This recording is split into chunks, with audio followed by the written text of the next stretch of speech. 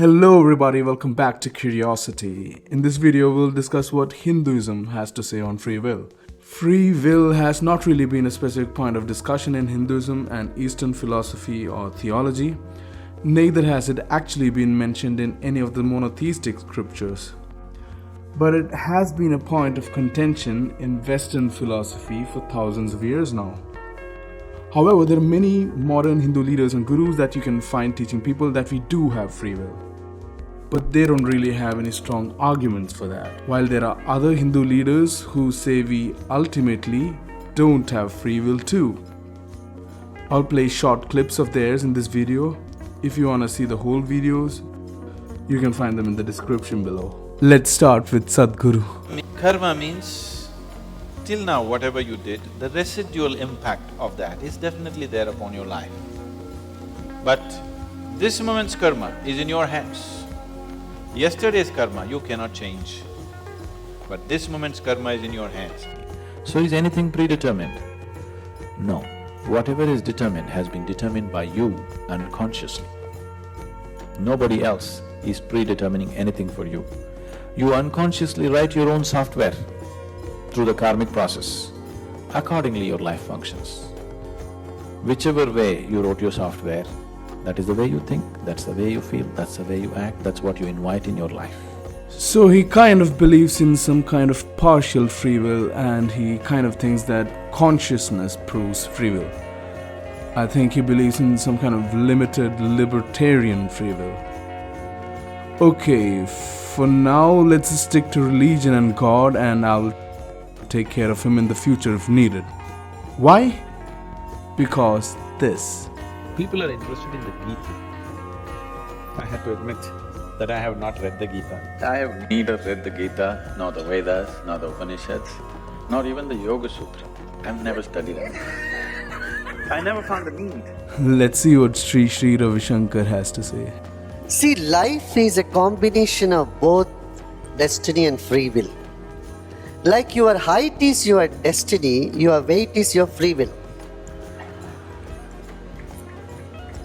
That was so stupid, I mean. Also doesn't quote God or scripture and doesn't really have a particular argument. He doesn't tell us why and how the person desires what he desires. Also doesn't tell us where the desires come from. Anyway, I'll refute all these points for the sake of this video towards the end of the video by citing scriptures. Let's move on. Towards its end, the Bhagavad Gita states to Arjun that yathechasi tatha kuru. Now in 18.63 it says, deliberate and do as you desire. So yatha ichchasi tatha kuru. This very statement acknowledges that Arjun has free will. They'll say Krishna tells Arjuna in Gita 1863, yathechasi tatha kuru, which means do as you wish, do as you desire. But it doesn't tell us where the desire comes from and why you desire what you desire, right? It doesn't tell us anything about freedom of the will. The verse doesn't have any word that means freedom or free will, like swadhin ichha or swecha or things like that. Or it could also be that Krishna is just jesting and joking around with Arjuna in saying that do as you wish. And not only that, even before, Krishna tells very clearly that he doesn't take agency for the actions that people are doing. It is the souls who are deluded, they do various actions. He says that he doesn't take responsibility for people's good actions or bad actions. It is those people who are deluded, they do right, they do wrong things sometimes. So this is the verse he is talking about. Gita 5:15. The omnipresent God does not involve himself in the sinful or virtuous deeds of anyone. The living entities are deluded because their inner knowledge is covered by ignorance.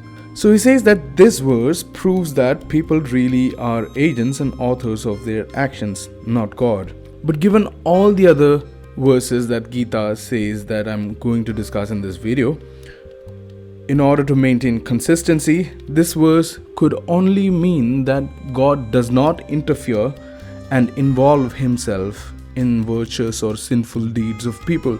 He just lets it be. Everything is pre-decided and he just lets the causal nexus flow as per his foreknowledge. He just does not involve in those actions. It doesn't mean people are free or have agency. Also, take schizophrenic people or people with other mental disorders, for example, who are deluded. Would you attribute agency to them? Do you think they are free-willed beings, free agents? Let's see what Swami Mukundananda has to say. But at the same time, at every moment, we have the freedom to do karmas by our free will. They are called kriyaman karma. No, there is nothing in the scriptures that says that kriyaman karma speaks about free will or is done with free will. Kriyaman karma is the karma that we create in this present life, the consequences of which we will experience in the future. But it doesn't tell us that whatever we do in the present life is done with free will. Okay, now we'll move to the ones who kind of admit that free will does not exist as per Hinduism. This is gonna be interesting. Free will. Yes. This whole verse, in fact, all of religion, morality, indeed civilization, depends on us having free will. Do action when do proper action, do moral action, do ethical action, action without desire, whatever the teaching is, it implies that we have the free will. If I do not have the free will, what's the use of telling me to do this or that? So the teaching of Karma Yoga involves free will. I know we have discussed this many times earlier, and usually the teaching has been in the ultimate analysis, in depth. When you analyze it, we really do not have free will. That's a nice philosophical discussion to have, and indeed there is truth there, and indeed one day we may come to the mystical realization that God alone does everything. But until that time, the teaching is that consider that accepted that you have free will and act accordingly. Interesting, isn't it? So he says the ultimate teaching is that free will does not exist. Everything is God's will. It's profoundly disturbing. I'm not in charge of anything in my life then. Amazingly, in the Bhagavad Gita, there is one thing that Krishna says again and again, 3 times. He says exactly this: all decisions are taken by nature. The conscious individual, Jiva, is fooled into thinking that I am the doer. In chapter 3, verse 27, in chapter 13, verse 29, in chapter 14, verse 19, same message. Prakrityeva karmani kriyamanani sarvasha. Prakriti alone does all work. Prakriti means nature. How does it do all work? Through the body, brain, nervous system, our whole biological instrument, through the prana. Prakriti does all work. Ahankara vimudhatma. Deluded by the action of the ego, the jiva thinks kartaham iti manyate, thinks that I am the doer. The ignorant person attached with the ego is attached with the body and mind, and it gets the delusion that I am doing. Then who is the intelligent person? Prakrityeva karmani kriyamanani sarvasha ya pashyati tathatmanam akartaram sapashyati. Who realizes this and sees oneself as the witness of the actions of the body and the mind. That person really sees that the conscious self is akarta, non-doer. In the 14th chapter, it says, Nanya gunebhya kartaram yada prashyati yada drashtanu pashyati. When you see through the eye of discrimination, through viveka, that I am not the doer, the gunas of Prakriti transformed into the organs, into the brain and nervous system, they alone are the doer. Then alone you realize that you are the witness self. You are the non-act. You are the non-agent consciousness. So madbhavam adhigacchati. That person becomes fit for saying aham brahmasmi. I am one with the universal consciousness, with the one consciousness at the back of this entire game of Maya. Wow, that was beautiful. He's talking about the lack of self, the lack of agency, and the lack of free will. And it's fascinating that Gita talks about it. I'll discuss the lack of self in the future. If you apply the fatalist theory, there is absolutely no flaw. If you think about it, there is absolutely no flaw in it. If you say everything is pre-decided, yes, everything is pre-decided. Okay, then I won't do anything, don't do anything, nothing will happen, that is also pre-decided. If you accept fatalist theory in its entirety, after that there is nothing to be told. There is nothing to be made fuss about. Are you following me? 18.61 of the Gita, which says that we don't have any free will. We think we have free will, but in fact God is the doer. God is making us do everything as if we're just cogs in a machine. Because Sri Ramakrishna adds a very important point. He says that even though in reality there is no free will, God has implanted in each of us, in all human beings who have not yet realized God, the illusion of free will. The illusion of free will. We must believe that we are free to act, so long as we have not realized God. And God has knowingly implanted this illusion of free will in us. According to Sri Ramakrishna, God has knowingly implanted in unenlightened people the illusion of free will. I will show you in the future videos that even the illusion of free will doesn't actually exist. That even the illusion is an illusion. That we can break free of the illusion and experience lack of free will and, like he says, probably be enlightened. Sri Ramakrishna says, it is God alone who does everything. You may say that in that case man may commit sin, but that is not true. If a man is firmly convinced that God alone is the doer and that he himself is nothing, then he will never make a false step. It is God alone who has planted in man's mind what the Englishmen call free will. This is very interesting. What the Englishmen call free will. The original Bangla is Shadhin Icha, Swadhina Icha. People who have not realized God would become engaged in more and more sinful actions if God had not planted in them the notion of free will. Sin would have increased if God had not made the sinner feel that he alone was responsible for his sin. Those who have realized God are aware that free will is a false appearance. In reality, I am the machine and God is the operator. Bostuto tini jontri ami jontro, that favorite line of his from the Ram Prasad song. I am just an instrument in the hands of God. I am the carriage and God is the driver. So this is a very, very important passage. This is not Sri Ramakrishna's view that we have limited free will, that we're like cows tied to a post with a certain length of rope, that we cannot go further. He says no, we have absolutely no free will, 0% free will, not 1% or 5%, but 0. Swami Vivekananda also had almost the same views on free will as Ramakrishna Paramhamsa. He was a determinist. Even this speech which you are hearing, it's because of that divine will. Some of you may be accepting it, again due to the divine will. Some others may be indifferent, again due to the divine will. Some may be rejecting it, again due to the divine will. So everything is in order. If I subscribe to this, in fact, this truth that everything happens by the divine will is such an intimate thing that it should not be even uttered unless there is something to discuss about it. It is as fundamental as I am alive. Do you keep repeating this sentence? I am alive, so let's go and watch a movie. I am alive, so let's go to the dining hall. I am alive, so I'm going to drink water. Everything happens due to the divine will is that intimate, private truth. You choose what you like. And that also is part of the order. Good actions we can appreciate. And I can keep quiet, it's all in order, it's divine will. But if somebody is getting raped, killed, tortured or whatever, how will I accept that it is part of the divine will? It's not easy. Correct? In fact, it can also mean going away from one's responsibility. That's where I want to say. Whatever has to be done. If somebody is killing, if you can stop it, do it. If you can get it stopped, do it. If you can't stop it even then, fine. But know it in your heart, it's all part of that order, larger order. And you'll naturally be led to the conclusion that God is the author of evil. Anyway, tell me how this isn't determinism and lack of free will. Ramana Maharshi next.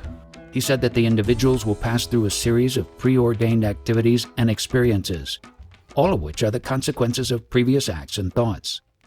He occasionally even said that every act and experience in a person's life is determined at birth, and the only freedom one has is to realize that there is no one acting and no one experiencing.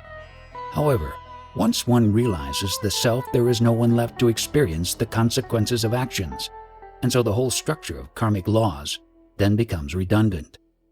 Sri Ramana regarded the law of karma as a manifestation of God's will. Is there such a thing as free will? Whose will is it? So long as there is the sense of doership, there is the sense of enjoyment and of individual will. But if this sense is lost through the practice of vichara, the divine will act and guide the course of events. Now, for instance, I put this fan that is in my hand down on the floor here. Can it be that it was already decided that on such and such a day at such and such an hour, I should move the fan like this and put it down here? Certainly. Whatever this body is to do and whatever experiences it is to pass through was already decided when it came into existence. So free will is a myth.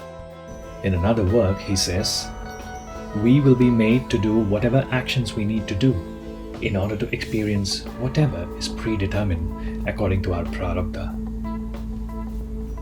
It does not really rest with a man whether he goes to this place or that, or whether he gives up his duties or not. All that happens according to destiny. All the activities that the body is to go through are determined when it first came into existence. It does not rest with you to accept or reject them. Okay, so now I'll just read through some verses in Hindu scriptures that actually supports a deterministic picture of the universe and proves that free will does not exist. Gita 7:26. O Arjun, I know of past, present and future, and I also know all living beings, but me no one knows. Gita 13:30. They alone truly see who understand that all actions of the body are performed by material nature, while the embodied soul actually does nothing. Mahabharata 3:31-27.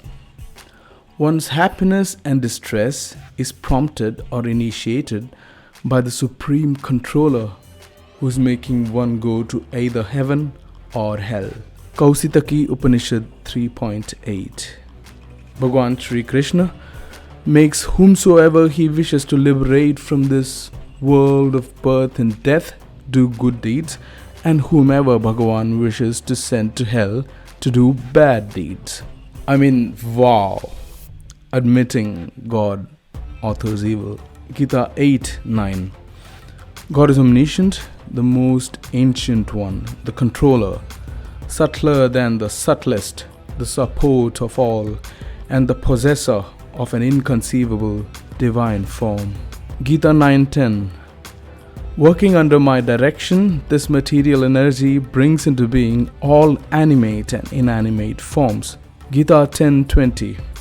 I am the super soul, O Arjuna, seated in the hearts of all living entities. I am the beginning, the middle, and the end of all beings. Gita 18:60. O Arjun, that action which out of delusion you do not wish to do, you will be driven to do it by your own inclination, born of your own material nature. Gita 18:61.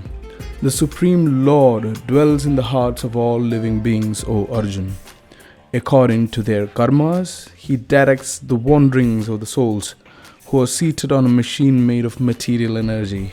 Again, good old physical and psychological determinism. Gita 3:33. Even wise people act according to their natures, for all living beings are propelled by their natural tendencies. Gita 3:27. All activities are carried out by the three modes of material nature. But in ignorance, the soul, deluded by false identification with the body, thinks of itself as the doer. Gita 14:19. When wise persons see that in all work there is no agent of action other than the three gunas, and they know me to be transcendental to these gunas, they attain my divine nature. Gita 5:14. The jiva is not the doer, nor the cause of his actions, nor is he connected to the reactions of his actions. Everything is taking place because of the nature. Swabhava guna, and karma. Now, if you're a Hindu and you've just read all these verses, do you really think that free will exists?